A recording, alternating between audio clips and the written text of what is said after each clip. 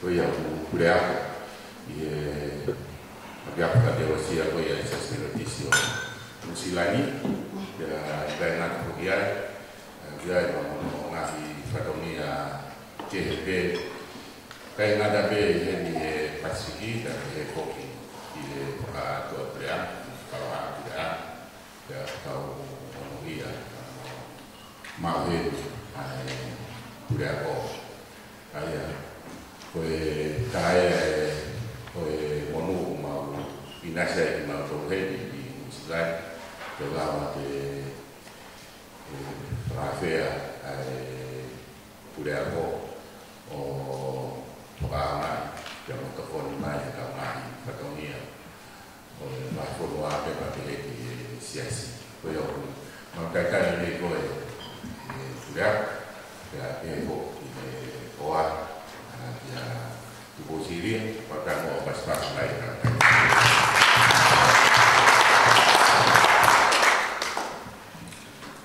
Well, pergi tetap di fear itu macam tetap di Presiden Marlo SEC Prince mai saya semua target kau wafin metis lama ini tu bilang atau tak Soriana atau kita tak ni kalau lo kaya dengan kau lagi kau mai tak boleh kalau pasti kita apa tak selamat itu tak nas tahu tahu kita offer tua itu mau tak kesir ini peluang peluang ke tak faham petunjuk kemarin lah saya cerita ini mau hal yang mana pekau lo saya tapi kan kalau sudah ni berpada cerita pun ya kemarin kita tahu Korea ada tahu kau mau lama ini jadi kita juga ada fokus pahit Mereka itu uang tabak ini upaya sincere apologies to Prince and your wife. I'll be doing this Bible study in Tongan, so perhaps you practice at home. Part of the heavenly languages, historia say. Kita katakan ini tak boleh motor naik ini. Nak tahu yang orang itu hitam berua, mana bermal, pola. Lagi faham nak dia kalau hitam berua, boleh nak mungkin nanti fitur yang mati, orang tahu orang tahu lalu kita ikut. Tapi kalau yang nak kita fakat tahu kita kita lotu. Jika yang hitam bernuang, dia buat timur berbahagia besar ni mah. Na whakawena ka whakatau ka tea i he tau whakawena. I pongpongi, tau maa he tapu i a pongpongi. Te tokanga i ka wena ka langa lotu i waka. Building churches on the highway. What did the sea on the highway? Langa lotu i highway. Nako nganga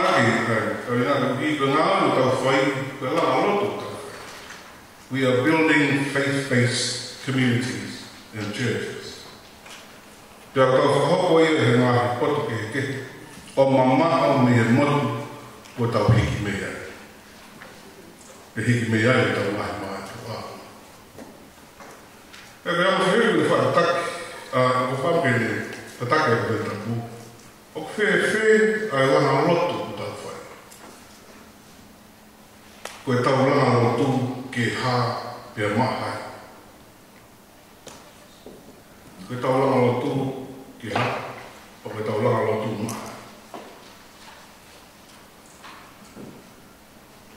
Tau tau laha ko tau i ngā whanau muri o tau ao nofu mo ngā rei, o tau lahi. E o tau whilau maki he ono pore la wahi e ua o e langa lotu o tau whai muri. Ula ki koe pore koe whetuku tuku mi he potu o tau hiki mei hei. Pore o whetuku tuku mi he potu o tau hiki mei hei. Koe hina, kai me lahi. O tau lawa whetuku tuku he ngahi whanua ki he. Ka whai mai ta ai hiki. Te ka koe o mea he hiki. Tau lawa wali da dore tuku o wheluki. E tau lawa tau tā e tau whetuku tuku e koe tā. Ka kai whai mo fua pe he ai hiki o tau ato. Mi he potu o tau hiki me he. E koe hina ni he. O tau whaalawa whetuku tuku. O ke tau whaalawa e rei hiki. O whainata ane ke hitanga ha tau ato. Mo tau whakaukau mi he potu. Mo i kakai, mo i ākakai, o tau mahenu he. O whainata ane. Ka pau koe whetuku tuku. O tau whakauko o i kai koe tau ato. Ka whai whakamāohi. Pē koe whiri pē ia taha o toi mai tau tonu. Koe hiki ka tau ui. So it's a difference between deciding to leave and being forced to leave. Or that your only option is to leave or die. So, ke rana. E hana he o whakaiwia. Ai langa loto tau whai pa ngā o tau whakapu muri ngai siasi tau kau ki ai. He tai lahi he kamo pena lahi o rat. Koe tau mana tu. Ua, koe tau whakawhepaki ka mea ni tau whilau mako mea. It's about memories and resistance. Ko ngā lahi o ngā loto tau whai muri, o whai whakatau he mea tau mana tu, he loto he whaitu na tau wiki mea. O tau ongo nai he leo, tau whai o higo mea na tau mahi mea toa. Pega.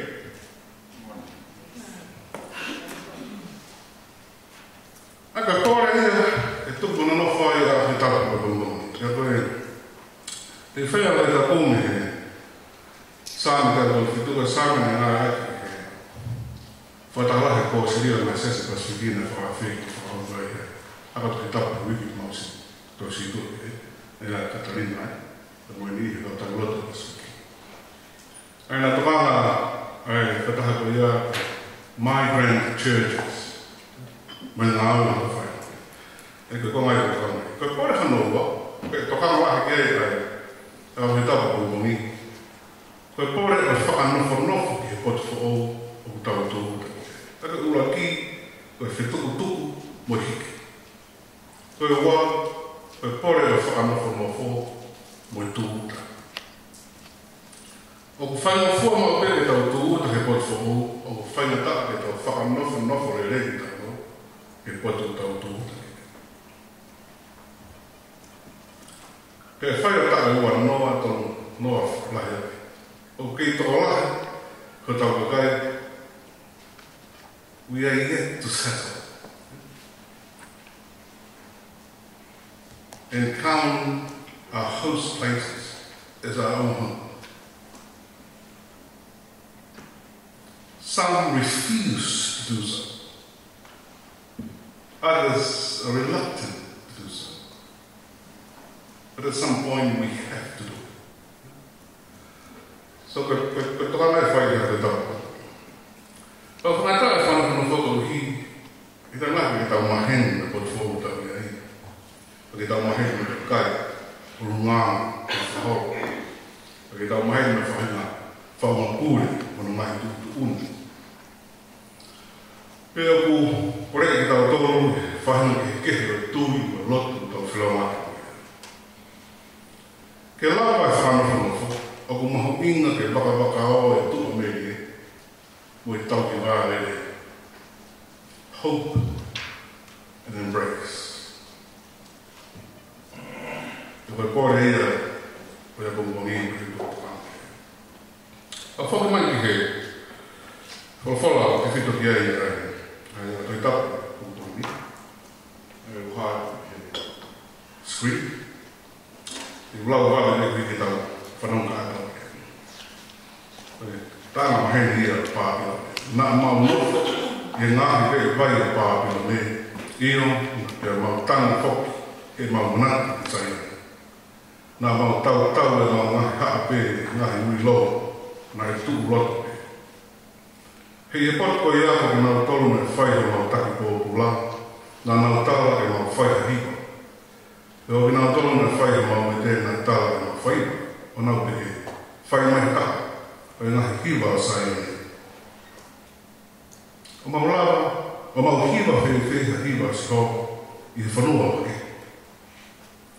Ka pawe ngālo oe e Jerusalema ofa e ngālo i hau toa mataun ki ata. Ki piki i hau a mutu, a haku pere loa e. O ka pawe i kai te manatu. O ka pawe i kai te manatua koe. O ka pawe i kai te tuku ki mua a Jerusalema i hau fungani whiwhi. Manatu ke te tongi ha i tongi e si hoa, ai mea na nau whai i aha o Jerusalema. E nau ke he whakaau, o a heno mātua ki tūna. Tā hene Pāpilone, ai a koho vete o pau. Manu i a ha koe a te whakaai atu, ai ta tongi na te eke te mauto. Manu i a, ka koe a te toko whamawhiki i whanau o laiki he maratu. Ka sāne. Sa hei no wholoa e tā makuni, ke whaloa e pēr rahi, whakau, o manaki kānge tau tā noa ki e mai whihuri ni whatu, ke tā noa e mō ngai te. O kai sāme te o tōru whitu ki ngahi tāna ui, ko ngahi tangi lau lau. Ka whaka ata kai mo tū kunga mo ui o ma upu me ia e ngahi tāna pe ni. Awa whia, kau po uri, o tā maki. Pea kutupu me iai, pea kutupu ngai tāna koe ia me taha ka ngahi hina koe. Raki. Ko mamma o e atua, pea o mo e taha ki wā ui ikina. Pea koe tangi ki ne taka awhi mai o takara mai. Ka oe sāme tātou. Uhinga hana wā. O ku whae tangi lau o hinu whakaronga longo e atua. Pea koe tangi ki ofa a tangi loto pe mahawa mai. Sāme oua, sāme wapa. Toru, o ku whae tangi ki hiko toka malongo mai ai whiri. Pē o oho whia, ai mo ui e whiri. Pea ku whae tau tapa ki hawete anu mo sāme. Sāme wha, sāme lima, sāme hofu. Kono wha, o whae tangi o hiko, hoko ki ana haa. Pea ku whae ai e tau tapa ki whamore more e atua. Sāme lima hofu mata. Kono mi maa, o ko tau tapa ki atua o hi ua mo ua, e mo ui e mahaki whae sino, whamai whata. Pea koe tangi ki whakamui, sāme ana. O ko kaua sāte kia o tōru whitu, ki he ngāhi tau tapa ki hawete ani, mo sāo ni tuunga he whakamamahi ko whakahoko e whiri. E ko Pāpilone e sāte. Pea ko āki tua me he taangani, ai whakaauha ni whakahoko, e tau Pāpilone ki Jerusalema mo sīta e tau nima Babilonu kāma. Ai o biloa e tōa Jerusalema. Ai horoki o e āoro e mo i teni pai. E no whakailonga o ngā tawa e manu o e whio si hoa i ona kai. Ano pāpani mo whetuku e nau o teni pai ni Pāpilone. Ai ngahe kovia o kai tau te whito ki hoe ki whine me whanau. O koe a ke ngai ai tau i ona me ngai. A ke tō mea i ana taki pō kura i nau tō na māloki na tū māri mo mama whai. Koe, whenataka whiwiri taha.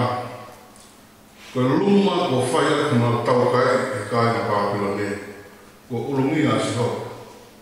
e kua toa e kolo pere ai o kua whio ai si. Ai ana whakarea ka ha, ko i kuna o whai he tau pātalo ne, na e whakapolitikare, whakasosiare o whakaloto. Tana ala kākaki e ama unia tuaki. Ko hona tolu na whenatake whoro e whenatake tai. Pero uhinga ia aku lau aiki pehe ai tohi tani lau. Ia moia a tau mana mai kala whita ka sere mai a wahe ki wāke si ula ki wai rea koe. Tau mai ngā ko hoku kurumi koe vai. Pia ko hoku honga matara ka whauni tēni koe mai. Kau tēni hia aha moi pō ai tō e kolo pere a hauka kai. Koe nota ni inoa ia, o ku whakatonu ki ai a sāme te o tōwhi. Pea kua tamak, o ki kai ino maari. Kau hi te kuhula na mata, ai lau ai tōku whai. Nā mau nofo i he ngahi veri vai e wāpana. Iyo, ia mau tangi whoko ki he mau manantu ki sai. Pea kai whakaukau mai ngai tōru hai. Oku mamaa api. Oku nau whangataa ia he tōku ngau nau rei. Oku nau hohoi ki whoki.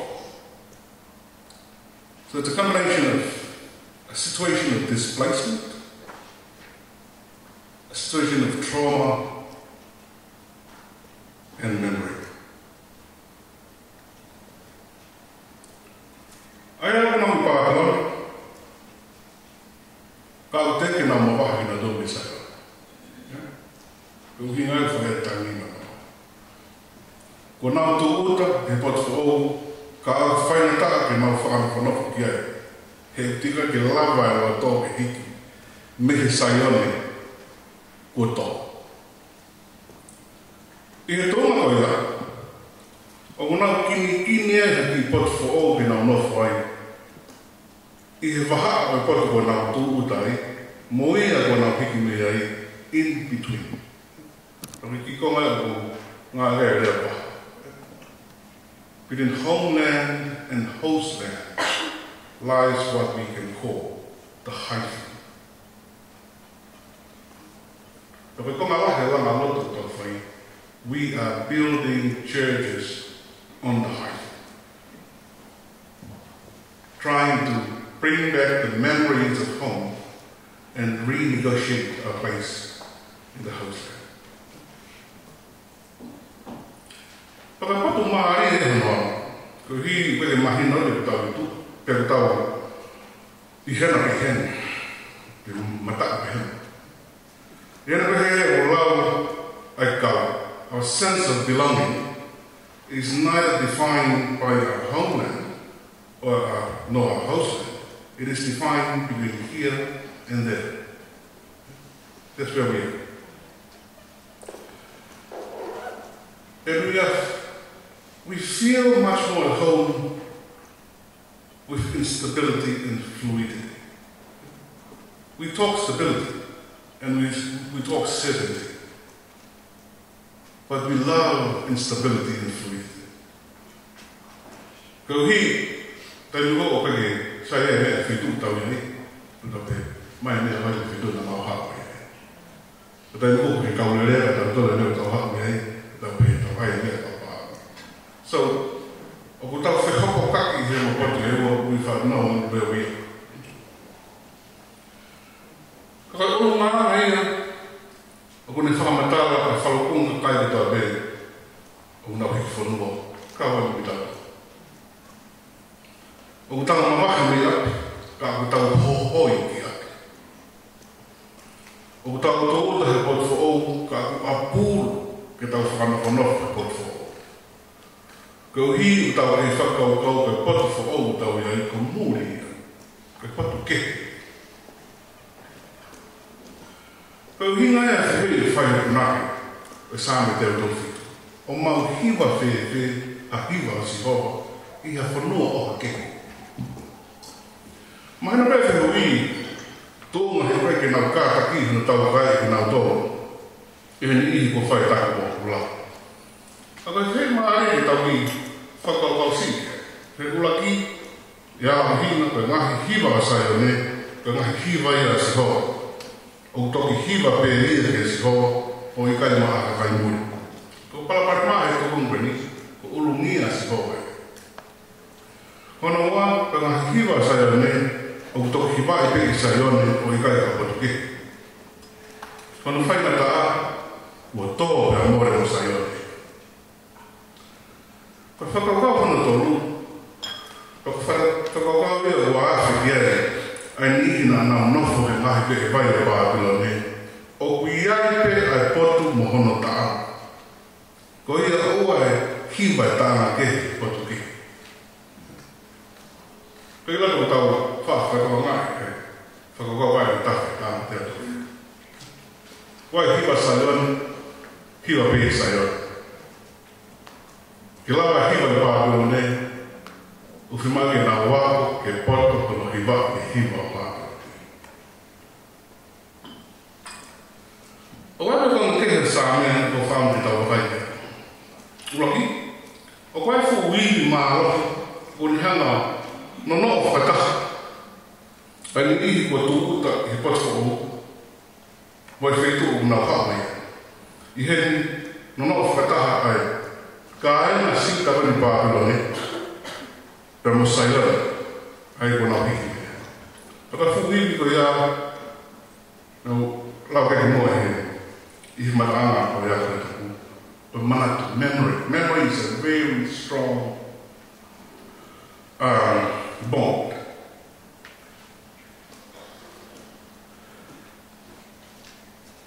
Ai fai tangi ko ni ai. Kaya ke vai pa lo ne o hi una manatu memory. Manatu ki sailor. O una tangi ko hi ko na tu pa he ka ke ngawa sailor. O una tangi ko hi una manatu ke whakaauha o whai pāpula ne. Pero me whakaaluna me whai I tobi. Koe manatu, koe koloa ia, ai whahinga, ko hiki whanua mo whitaki. O tau manatu, koe uhi ko e tau hiki. O tau manatu, koe uhi ko e tau mamau. Pero koe uhi ko e tau hiki, o tau whenua mo ki tau tonu, kai manatu me rie, ki he wheitu, ki he kakai, mo e nao e api na tau tuko e. E koe koloa e rei ia, o ka pau e nao. Koe parapare mahe I kai ke ta tau, ai mea u tau manatu. We don't share the same memories. Yeah? We may all remember home, but we remember our homeland in a different way. Different. E tai maha, o ku whiri tau manatu, o te whito ke tau whema, o manaka. We have selective memories. And our memories are not perfect constructions of the past. We can never reconstruct the past. At best, we can only have bits and pieces from the past. In other words, we have distorted memories. Kaya tayo maha tau whiwhia ke tau no ke tau manatu mei. Kaya te tōku me ngahi whaahinga ke kehe manatu he tau nofa e tau ngai āma ke tau tala no whai. Pai manatu ke tau ire manatu loto. Ka whaahinga ānau he kua hiri ma puno puna pe loto. Pea mu te whiwhia. Pake mahu I never na hea mo ona e hoku ni tai. Oloa pe te ki pe. Pai manatu tau ire manatu mama. Nau kua tamaki tū me whenatana te ausia. Te kua hoko ke tau kāia, pero maheni, ka associate lahi. Ai whenga manatu e ni me. Memories of trauma. Wai me tau manatu ofu. Whaia te o whaana o fuaroa te kuri na ki. Te kuwato hota tonu o hiki atu. Wai me whahina e ni he manatu, o ku taha kehi mana o hena natu la.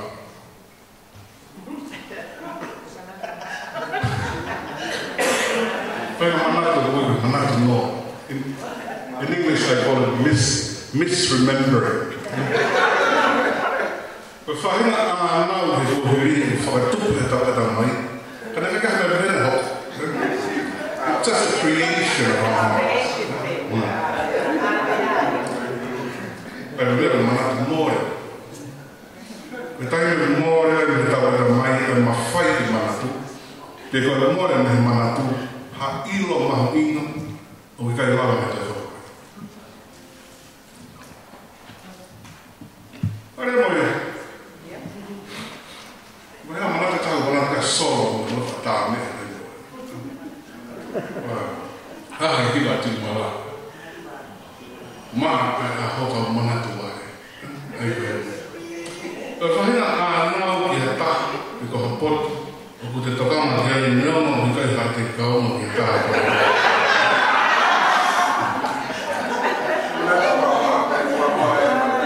Pero whahina nau ku ne toi te rea whakaukau mo mi hata mai. O he a ki lotoa ki te tokanga ana. Ka kere na mara to kulerea no to wange no whakangaro hi ko hi te whakatu tāma. Whakatu tāma ki ta. Pe koe mana tu koe tāma ke sa me vesi tu e vesi pa. O ko ui whaina mana tu ia e mana tu kona. Pe koe tangi te whai e whao sa me vesi tu ki hi ba. Koe tangi te whaka ke mana asi ho. Ki mea na ho. Pere whakaauha e Sihova i tomu Babiloni, te alau mono ia ke i, te nau laiki ai ulu e whanau i e ngahi matu.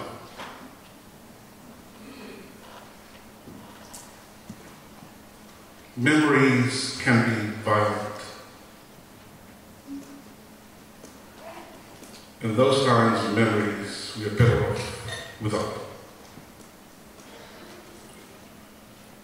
Koe haha no horinga ke mama i ngahi mea te whakakomaha ai langa loto. Koe haha no aoma i he langa loto tau whai ai tangi i sāui. Ko whea e whakalao me whai te tonu te tangi te tāma te he whanau koe uhi koe hia e mātua. Koe hiva na ia o tau whia hiva i te kai. O matua ke mahuinga e sigi ai mea o tau manatu ki ai. Ke tere a ngahi manatu o tau mau. Kai lava ke aunga ki he langa loto o tau whai paha. Tau ngai whiri o whaanga. Ke tau tānoa au ki ai i he i taimita. Ngai te piri tau e. Ko tau hiki nai ni he api. Ko tau hiki nai ni api, na tau rei neo e whoroa e tau maami. Ko tau lava nai ki whakamawhana whorerei, e poto tau aono whai, neo e whoroa e tau turutai. Ko tau loto toa wheu nai ki rako ke hiva, ai taana e poto whoo tau aono whai. Ko haere aoma tau manatu, ki e langa loto tau whai, i e poto tau. Aki mriti, nima, o ki tāna wā nere na toki. Whahoki mai ki whakaka tau.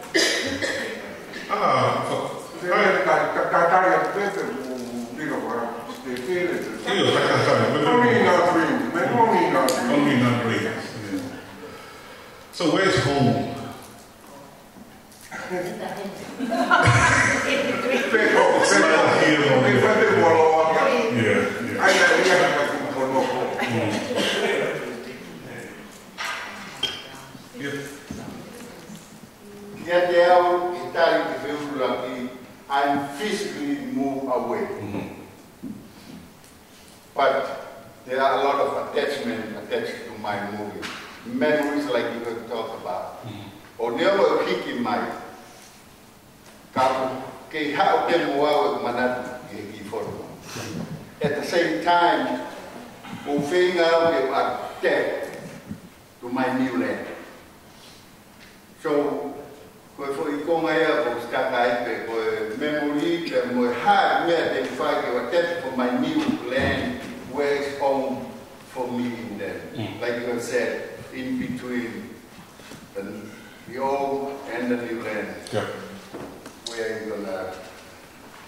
I have to talk about that. For I'm answering for myself. I'm physically washing, hitting my yard. Ka koe manatu, ka moe unaroto, he time that I'll pay for my new land. Ke hiva hiva fo. Okay, ke hiva pe, he hiva se salema. But at the same time, I want to sing in the new song of the new land. Kau tak ada yang malah betul, mencari. Mana dia pergi? Apa yang tak ada yang pergi? Kita tak ada. Ke lagi, kami lagi kelamin gay.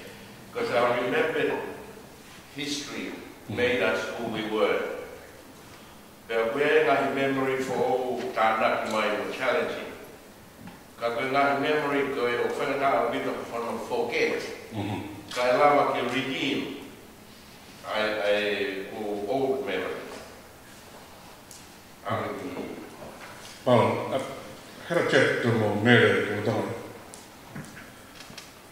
If I go, I thought we must learn this. I could do say, I'm going to my for get. But come on, fino tao fino mai tanto si era todo quello che conferisce o che stava andando santa taito o tao famo che fa meno fo o che tao fa meno fo tao che mi tolo e pensa a parte o lo tama tao intimo per tao proprio ma o tao si metto tissimo che non hai tao che santa taito.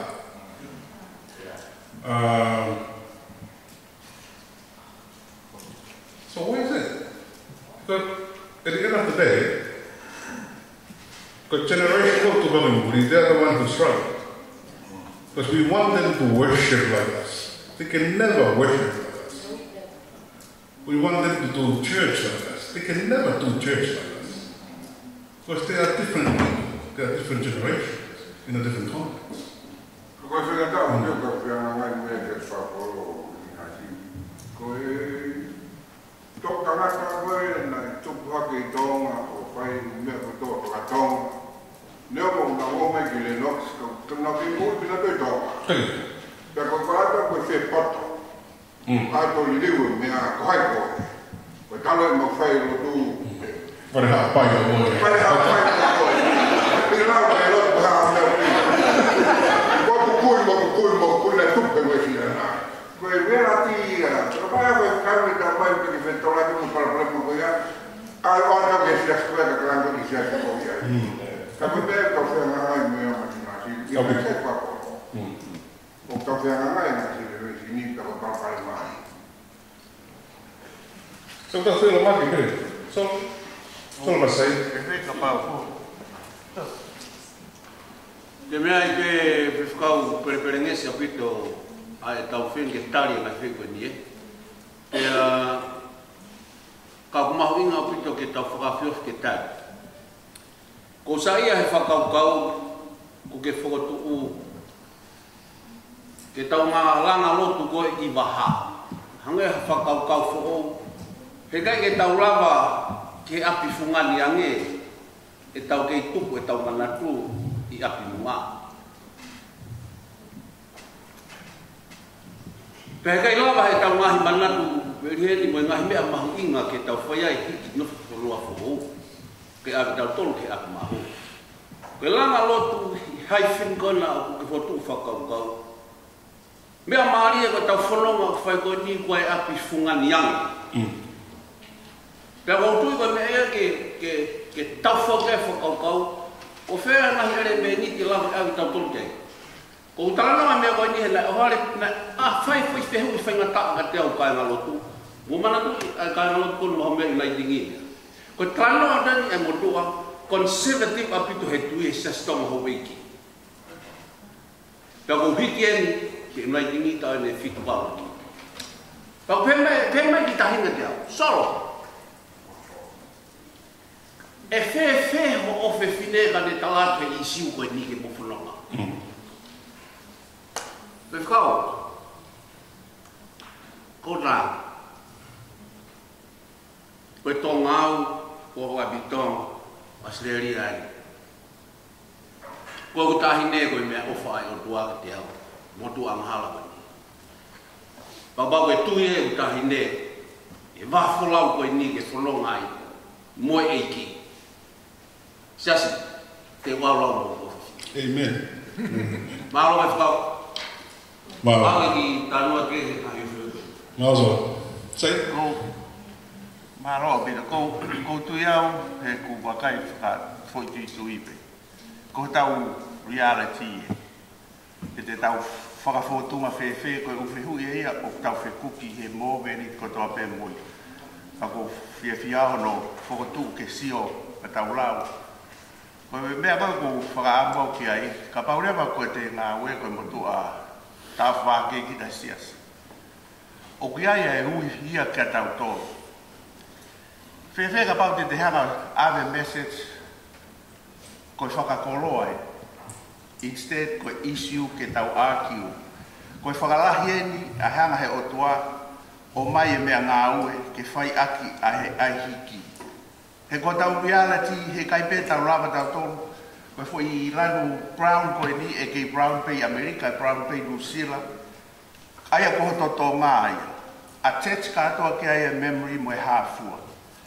A tets mai kei mo e whaunga lotu mo e tau memory koe hai mena te tonu pe kuhara. Ka paue e furihi newa tala noa aia. Ko ngai ni o lahi whau ai o tua.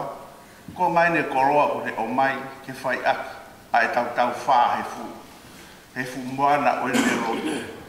Ka lau rewa, ai mea na tau o mai, mo e wheitu fo o tau iai, whanau fo o tau mau, ko e whakakoroa ko toa pe. Pa tau ngā o e whakataha pe, ki o hea mea koe te tau mo ui ai. O ki o si ai pe ngahi me, hange koe, ngahi Book of Conduct, o mō ngā ki hen, pe ko Book of Discipline a mautor, o si on pe koe konga pe ia hulu hala tangata mo e whiwhini karistiani. Ka oa te kia au, oa e lau koe, either or, that will never happen. Ka kulahi a ngai mau me more taini. Ka pau te tau si o pe, koe alang pe whanau koe ta anak mai ki o to whamiri, koe ta anak mai information, a methodology, mo e hāfua. Lau ko toa pe koe whakakoroa, instead of issue, ke tau tio moia. Pa tau whanau ai ko tu e, whai ngofuanga message hono ki i, tok tui ki ai peo whakatatau ke context o kute ia. Tumo.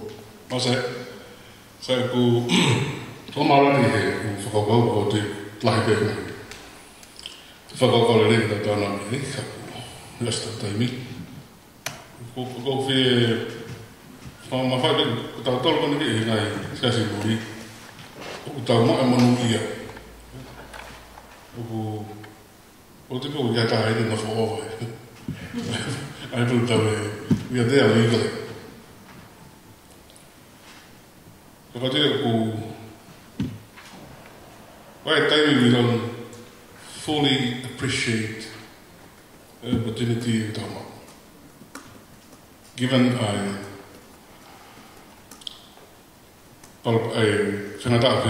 refugees in currently we have a caravan coming from Central America. Ki Amerika. So, e tani ko tau manatu ai he tuku kai ki nā tau whanua, te ki tau whanua e nā peki whanua haneo ki tau. We need to think hard. Koe haka whakatu. Koe kai se si Koe e tau tāna, ni ko hongkongi, te tāna va faire mari la va ser mai o mai va con es fa fitu con mai tron de la de ta no fue por no hubo la valuta causa. Fue hacer de piloto. Y le digo, falta de acción o hikimo ma todo por todo mismo. Pero estaba aquí ma toda la acción. O que cae que no falando pero tudo. Que estava filmando para tudo. Que está aqui morando. Kalau dia mandou, não comata agora, mas sim, eu não quero. Foi uma forma, faculou, o afro se conhece.